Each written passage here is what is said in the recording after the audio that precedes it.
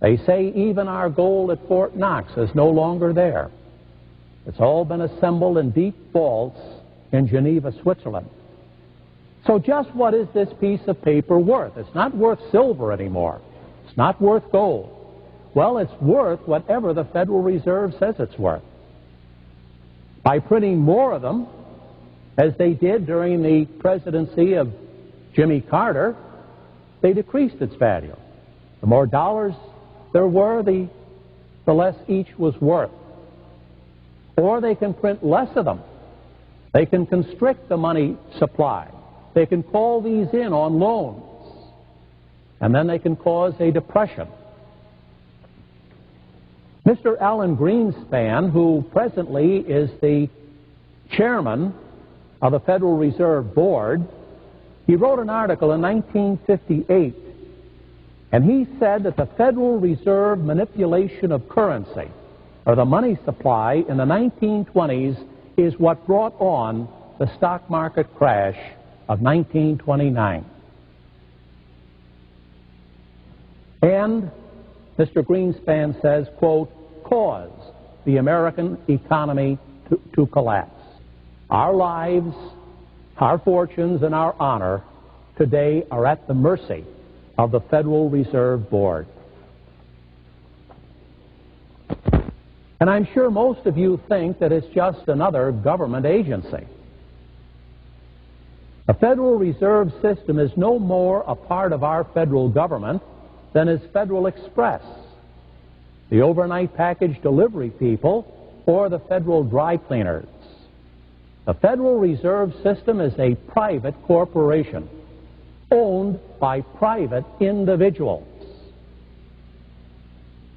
It is a secret corporation. It is so secret, it is the only corporation in America that does not have to publish the names of its principal stockholders. Every other business corporation in our country has to have on file a list of its principal stockholders that are open to public inspection. The only private corporation that doesn't have to do this is the Federal Reserve System. So we don't even know who owns it. It's the most secret, mysterious corporation in America. And it's probably owned by the international bankers, by the Rothschilds and the Warburgs and the other international bankers, to whom we American taxpayers owe the national debt.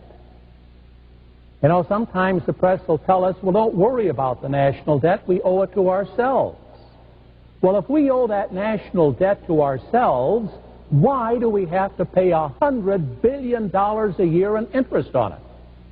Though that national debt is owned by international bankers. And this is how the Antichrist will gain control of the world. Now, every corporation in America is open to audit by the federal government. In 1978, a congressman introduced a law in Congress to audit the Federal Reserve. It's never been audited. But he wanted to find out what they're doing with all our money and why they've imposed this tremendous debt on the American people. By the time that law got through Congress and was passed, it said just the opposite. The Federal Reserve may not be audited. That tells you the control the Federal Reserve has over our Congress. That it can take a law introduced by a congressman and make it come through exactly opposite to what was intended. Though the Federal Reserve System is part of that great deception of which St. Paul spoke in his letter to the Thessalonians. In other words, it's a central bank that controls all the other banks in our country. And did you know that a central bank is the third plank of the Communist Manifesto, written by Karl Marx in 1848, nearly 150 years ago? If you have never read the Communist Manifesto, I would urge you to go to a large public library and get a copy. You're in for the shock of your life. The first plank of the Communist Manifesto is a federal income tax. Karl Marx was the first one to propose a federal income tax on all wage earners in a country. The second plank is to substitute paper money for real money of gold and silver. Everything that Karl Marx laid down for the economic enslavement of a nation is already in place right here in America, including women's liberation, the destruction of marriage and family life for the sake of so-called women's liberation. Even this is spelled out by Karl Marx.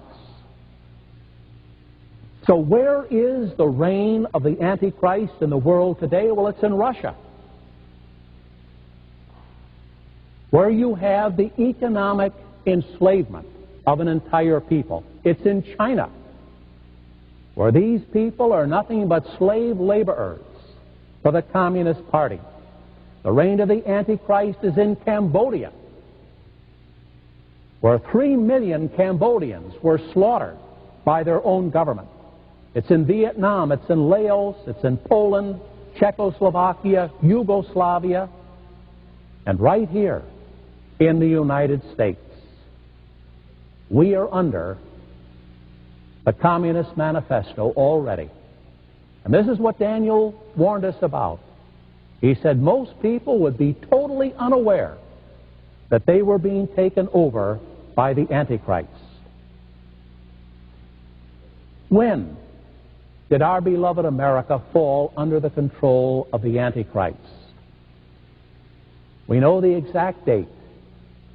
January the 23rd, 1973, when our Supreme Court enacted the death penalty against 20 million helpless babies in our country by abortion.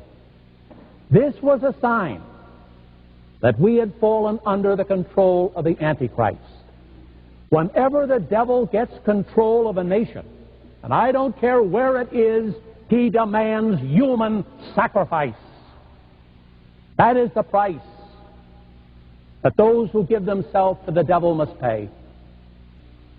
According to Solzhenitsyn, the communists have already killed 66 million of their own people in Russia, either through war, execution, or slave labor camps.